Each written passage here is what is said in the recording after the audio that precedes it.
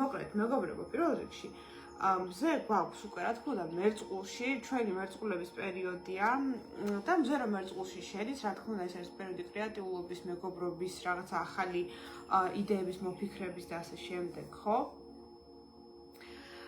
ამავდროულად ახლა სხვა პლანეტებიც გვაქვს მერწყულში, ვენერა, მერკური, მარსი და რა თქმა უნდა ახლა პლუტონი ხო გვაქვს და რაც ყველაზე მნიშვნელოვანია, იქნება შეერთება მოკლედ ამ პლანეტებს, ანუ გვაქვს სტელიუმი მერწყულში. სტელიუმი ნიშნავს ბევრი პლანეტა რომ ერთდება მოკლედ. ნუ მინიმუმ 3 ან მეტი რომ ერთდება ერთ ნიშანში, ამას ქვია სტელიუმი, ხო? ეს მარტივად რომ ავხსნათ.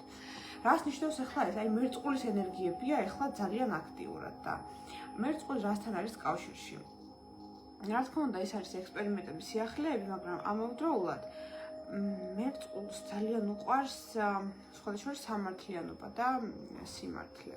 ანუ საკმაოდ პრინციპული ნიშანია, ფიქსირებული ხარისხის ნიშანია და ბევრმა არ იცის რეალურად, რომ არა მხოლოდ დაუშვათ თხის რქა გამოირჩევა რაღაცა პრინციპულობით, აი მერწყულსაც აქვს თავისი პრინციპები. ამიტომ ეს პერიოდი ვფიქრობ ძალიან მნიშვნელოვანია, რომ ვისაუბროთ იმაზე, რა არის სწორი, რა არასწორი დაუშვათ, ხო კოლექტიურად კაცობრიობისთვის რომ განვიხილოთ, ხო ეს რაღაცა ზოგად საკაცობრიო საკითხები.